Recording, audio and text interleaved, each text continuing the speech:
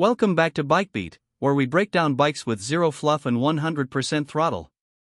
Today, we're throwing a leg over the updated 2025 BMW F900XR, a machine that's been quietly carving its own path in the middleweight sport touring category, and frankly, it deserves way more attention than it gets. If you're in the market for a bike that can commute during the week, hit the twisties on weekends, and still crush long-distance tours with comfort, this might be exactly what you've been looking for. Right out of the gate, the F900XR doesn't pretend to be a hardcore sport bike, nor a full-fledged ADV beast. What it does offer is that rare, Goldilocks balance between performance, comfort, and usability. It's agile enough to be fun in the corners, upright and roomy enough for long days in the saddle, and smart enough to handle everything in between. Let's talk about that engine. BMW's running the same 895 cubic centimeters parallel twin here, based on their modular engine platform, and while on paper it might seem like just another twin, in practice, it's a really well-refined power plant. You're looking at 105 horsepower at 8,500 RPM and about 92 Nm of torque around 6,750. That's not face-melting speed, but it's strong, predictable power with a healthy mid-range that makes everyday riding feel satisfying without being overwhelming.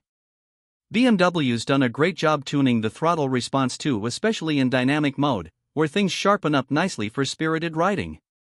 Rain mode softens everything out for bad conditions, and with the optional dynamic pro mode, you can tweak things even further if you're the kind of rider who loves fine control. This isn't a bike that screams for attention, but man, when you roll up on one, people look. BMW's gone with sharp, aggressive lines on the bodywork. It's sleek, it's modern, and it manages to look fast even when it's parked. The front end still has that ADV-style beak, but the proportions and stance are very sport touring. For 2025, BMW's introduced some fresh color options, including a new light white and racing blue combo that really pops in daylight, and a darker black storm metallic for those who prefer a stealthier vibe. The gold anodized forks on the Style Sport variant? Chef's kiss.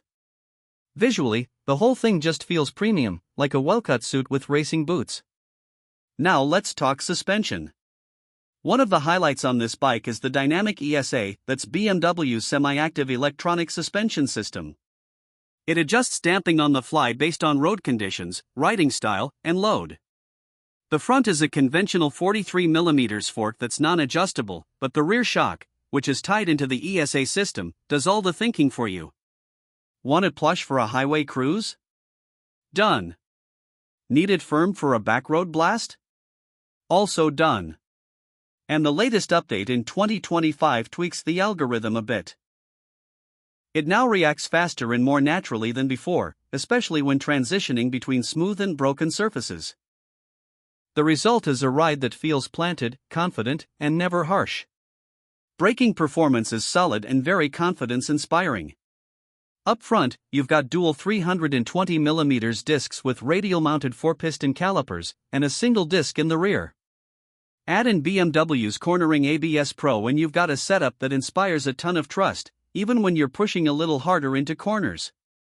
The lever feel is progressive, and there's plenty of stopping power without being grabby. Now, tech-wise, BMW brings a lot to the table. The centerpiece is the 6.5-inch full-color TFT display, which is crystal clear in sunlight and packs in a ton of useful info.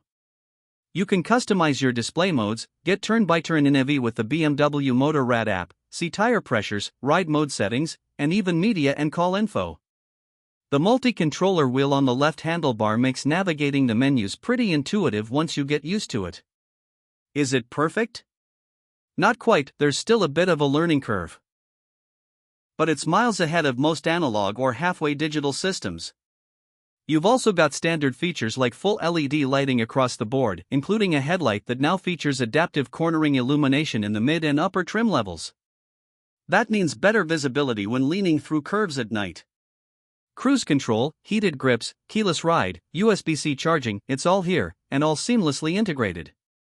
Hill start control has been improved too, holding the bike more reliably on slopes, which makes urban stop-and-go less of a chore. Ergonomically, the F900XR nails it.